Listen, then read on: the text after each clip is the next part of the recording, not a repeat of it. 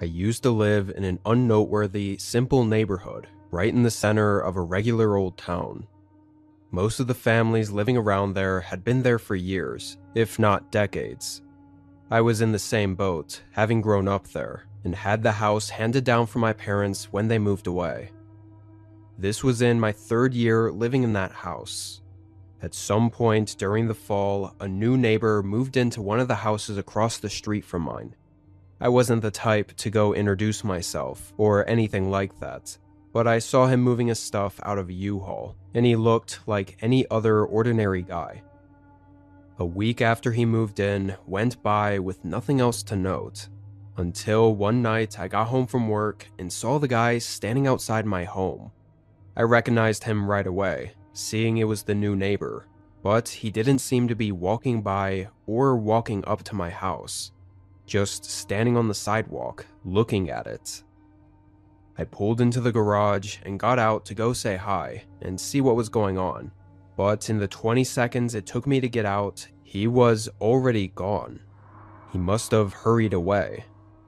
I found it really unusual, but didn't think too much about it.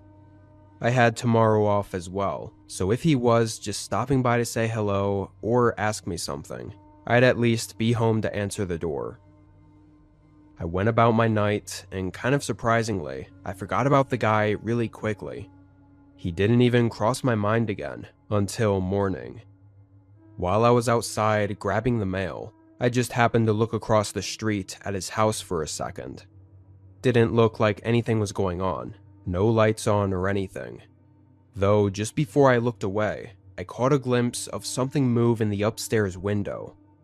I did a double take, but all that was left were the blinds, shifting back and forth, like he'd just been standing there, maybe watching me.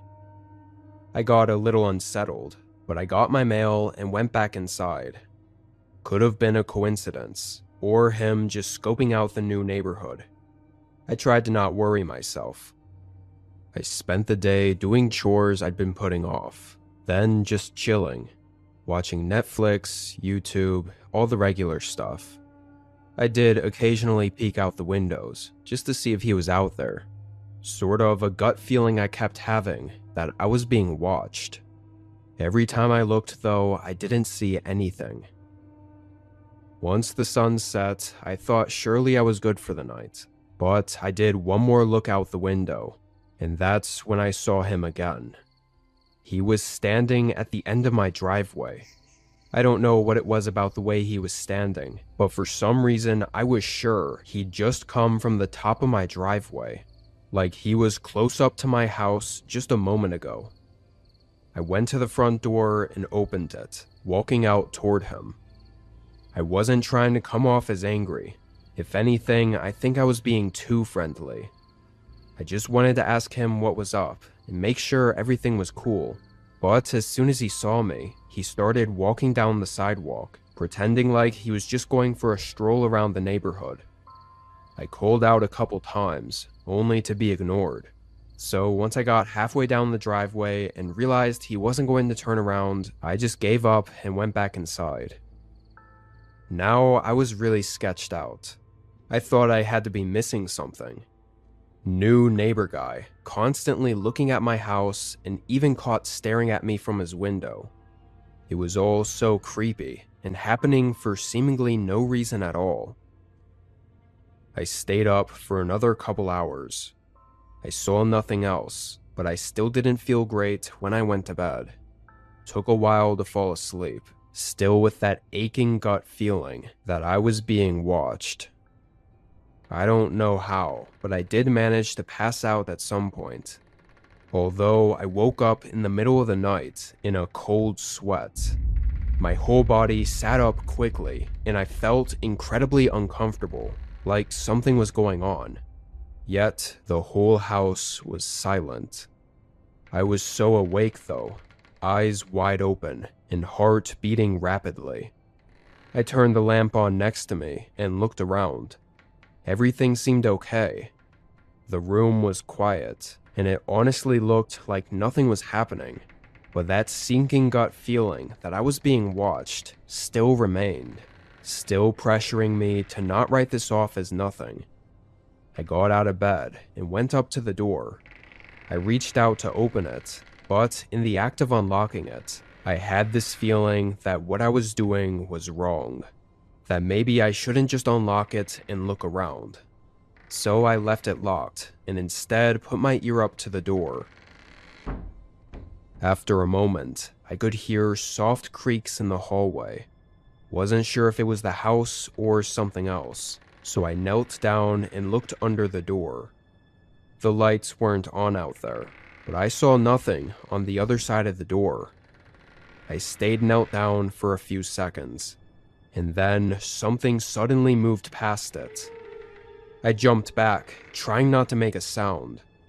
The creaking instantly stopped. He heard me. After a moment of hesitation, several loud footsteps moved along the floor and right up to the other side of the room. I was still in shock, trying to be as quiet as possible, sitting up against the front of my bed. I could see the shadow of his boots under the door. They started shifting around, and then suddenly I couldn't see anything. The whole bottom of the door was covered up by something. I leaned a bit closer. It took a second to make out what it was, but just barely. I saw an eye looking back at me. He was looking under the door. I jumped up, ran around, and got my phone. My hands were shaking so badly, it was difficult to even dial 911. I could hear him moving around outside the room too, thumping on the floor. It seemed that by the time the police were on the way, and I was done with the phone call, he was gone. The whole house was quiet again. I didn't risk checking around though, just in case he was hiding. When cops arrived, they found the house to be empty. I immediately told them my suspicions of the neighbor across the street from me. They went over and talked to him. It was clear he'd been awake for a while when he answered the door, despite it being 2 a.m. Apparently, one thing came to another, and the guy blew his cover, accidentally admitting to something he shouldn't have known. They took him in and were able to get the full story out of him, confirming he was the one that broke into my home that night. And he'd been watching me for a lot longer than I was aware of. It wasn't clear how he even found me, or even why me in general, as we had never even met before. Cops found his search history, having my name in it, several times over the course of the last month, even prior to him moving to the neighborhood. There's a chance he even made the move, specifically to be right across from me.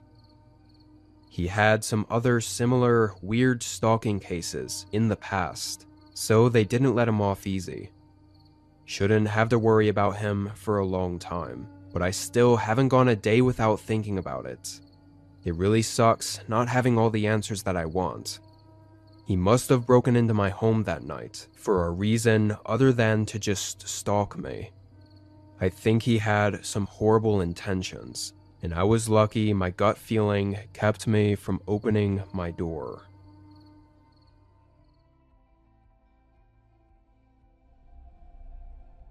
A few years ago, I moved to a new city, the outskirts of the city, to be more specific. It felt a lot more like a small town, with houses more spread out and things being really quiet and calm. The house I bought was small but nice. I knew nobody before moving there, and I wasn't exactly a social butterfly, so I just kept to myself most of the time. A few days after moving in though, a knock came at the front door. I was in the middle of unpacking still, so I got up and answered it. The man was a tall, older guy with black hair and a patchy medium beard. He introduced himself as Todd, a neighbor from a few doors down. He wanted to say hi and welcome me to the neighborhood. I appreciated the gesture, reciprocating the friendliness and continuing the small talk for a few minutes. He asked some basic questions just to get to know me. All the usual ones, like why I moved, where I moved from, and if I moved with anyone. In the context of being a new neighbor, these didn't seem like off-putting questions at all. He mentioned he lived with his wife, Sarah, and enjoyed the peace and quiet of the neighborhood. After our short talk, he left me to finish moving in. Todd seemed like a nice guy, just trying to be a decent neighbor. He was at least 20 or 30 years older than me, so I knew we wouldn't become good friends or anything, but it was nice to know someone friendly was around.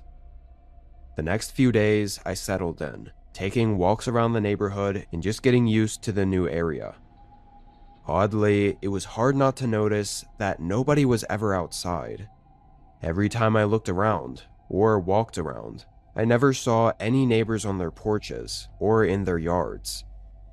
The whole town felt hollow, empty in a way that made me feel out of place. Honestly, it was kinda depressing. But around 4 one afternoon, Todd came by again. He wanted to let me know that he and his wife were having a get-together with a bunch of the other neighbors for dinner that night at 7:30 at his place. He said it'd be a great opportunity for me to get to meet all the other nice people around here. I definitely wasn't expecting this invitation from everything I'd seen, or I guess from what I hadn't seen. I figured everyone just kept to themselves, like I usually did, but it seemed like this might be one of my only chances to get to meet people, so I accepted the offer. He said he looked forward to seeing me there, then left. I was excited, but mostly nervous about meeting a bunch of people. I knew it'd be good for me though. Come 7:30, I got ready and started walking over to his place. The whole neighborhood was dark and silent. Peaceful, but also a little strange feeling. Again, giving that hollow sense, like I was somehow all alone. As I got up to Todd's place, it looked the same. Inactive, and no cars or anything near his home. I headed up to the door. It was already cracked open, but I still knocked on it anyway. Todd immediately yelled from inside for me to come on in and make myself at home. His voice echoed through the halls, and it was real quiet in there. No other voices, or even sounds of movement. Not what I expected from a whole neighborhood get-together. I took a few steps in. His home had very moody lighting, making it dark and shadowy in all the rooms. I headed down to the kitchen where I heard Todd's voice come from, but when I got there, it was empty. He wasn't there. I called out his name, and then I called out his wife's name, and got no response from either. And then I noticed there was nothing even in the kitchen. No food on the table, and no signs of any sort of get-together. And the realization set in that nobody else was here. Then, all of a sudden, I heard the front door slam shut. It startled me, and I quickly called out Todd's name again, only to still be met by the disturbing silence of his home. I walked back to the end of the hallway, confirming the front door was now shut. I felt the sense of imminent danger, of fear creeping into me that, up until that point in my life, I'd never felt before. I started hurrying up to the front door, and as I did, I heard a couple steps from somewhere in one of the rooms behind me. I didn't waste any time turning to look. I got up to the door. It was locked in 3 different places, which told me this definitely wasn't some sort of accident. As I undid all the locks, Todd called my name out and asked where I was going. I could hear him quickly approaching behind me, his voice getting deeper and less friendly with every word he spoke. I got the door open and sprinted back home. I debated calling the police, but ultimately decided I would, and let the officers figure out whether or not he had intentions. I'm glad I did, because a couple minutes after making it home, Todd showed up, banging on my door and peering into my windows from outside. He left before the officers made it though, but things only got even weirder from here. In the questioning from the cops, it turned out Todd had never planned any get-together with other neighbors, and didn't even have a wife or live with anyone named Sarah. He lived there alone for over a decade.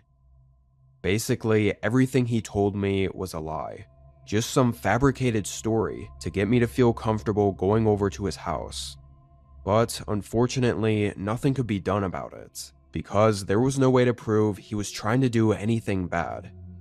Everyone, including the cops, knew it was all way too odd for him to be completely innocent. But it didn't matter. There was nothing they could do. I moved away from there as soon as possible. Every so often, I'll check up on that guy, looking up his name and hoping he'd been arrested or something, because I know if he isn't, he's just gonna find another victim to lure into his home. What he plans to do, or plan to do to me, I hope he can never follow through on.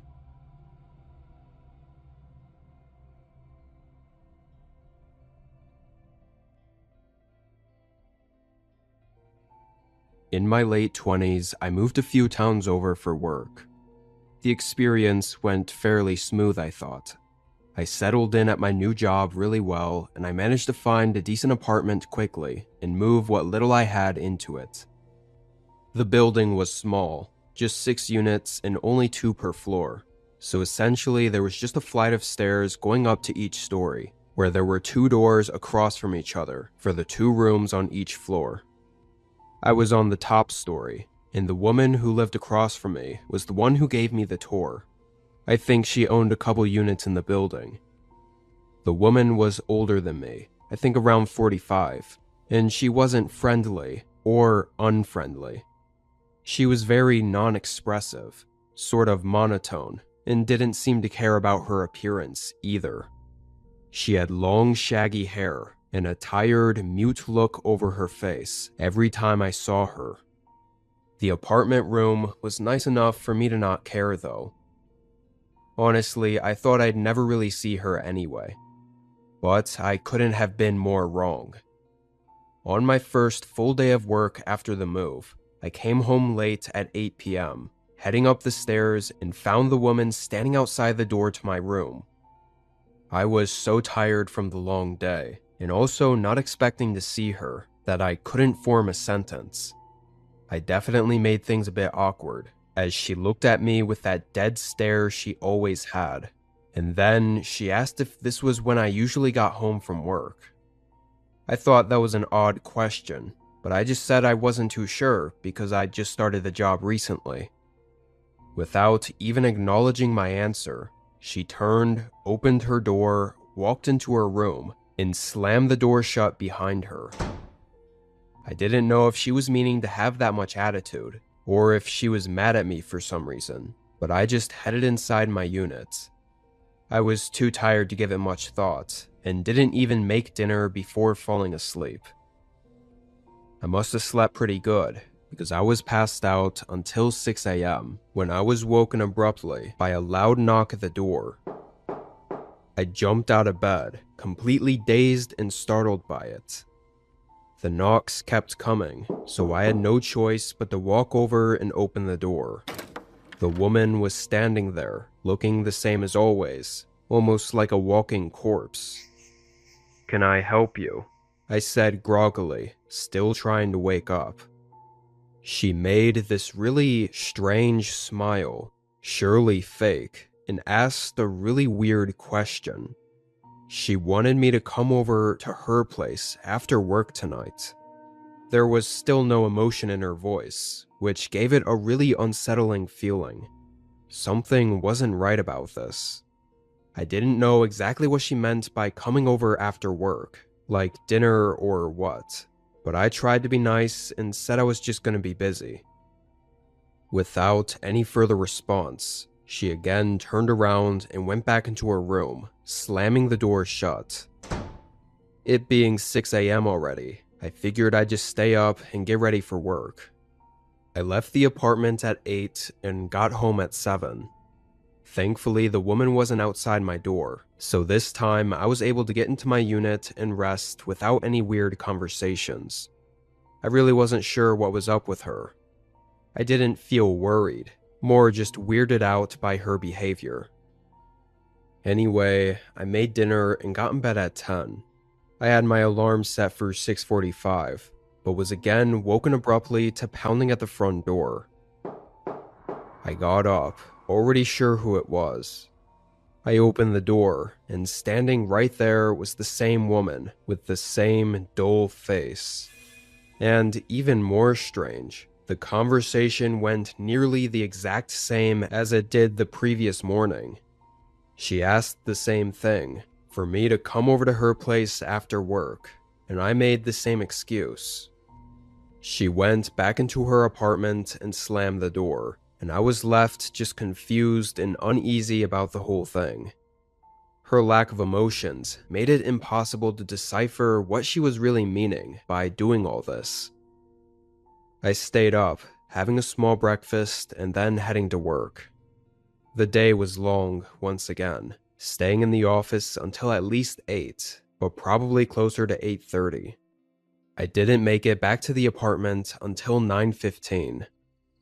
The whole lot was empty and quiet. Nobody outside, and all the lights in the building were off, as most people were probably getting in bed by then. I hoped this meant the woman wouldn't bother me tonight, and I could just slip in unnoticed. I parked and got inside, going up the stairs and trying not to be too loud. When I got up to my room, she wasn't there. I sighed in relief and put my key in the door, but something was off. It was already unlocked. I froze for a second, the realization hitting me. She had to be the only other person that could unlock it.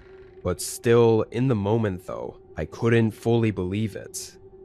I mean, the lady was creepy and all, but surely not that creepy. There was no way this was as bad as I was thinking. I opened the door, and I noticed something felt weird about the doorknob as well. But I didn't pay attention, as I had a more pressing situation I was focused on. The door closed behind me as I took a few steps into my apartment. The lights were all off, just like I left them, but my bedroom door was open. I could hear my heart beating as I walked up and looked into my room. The woman was standing next to my bed, her face mostly covered by shadows, but I could still see the dull, emotionless expression she had. I started to mutter, "What are you doing?" But I stumbled over my words when I glanced down at the kitchen knife in her hand. After the moment of shock, I ran for the door. I grabbed the handle and tried to swing it open, but almost lost my footing as I wasn't expecting it to not budge. It was stuck in the doorway. The knob wouldn't even move. I immediately knew the woman had rigged the door so it'd lock me inside with her. In that moment, I suddenly felt adrenaline fill me, and rather than being scared, I was pissed off at whatever this psycho lady was doing. She came at me, still holding the knife, but I don't think she was expecting a fight, because I was very easily able to catch her off guard and get the knife away from her. I held her down and called the police, keeping her under control until they got there. It was only after they got her in handcuffs that I noticed she'd actually gotten a quick slash on the back of my arm. Nothing too bad, but once the adrenaline was gone, it wasn't exactly painless. Anyway, she apparently had some serious disorders and wasn't taking the proper medication for the last several months, leading to her having an episode. That was the excuse I got from her family, but it didn't really change anything. In the end though, everything worked out okay. I was able to handle myself and didn't have any lasting impacts from the whole ordeal. It definitely could have been 1,000 times worse though.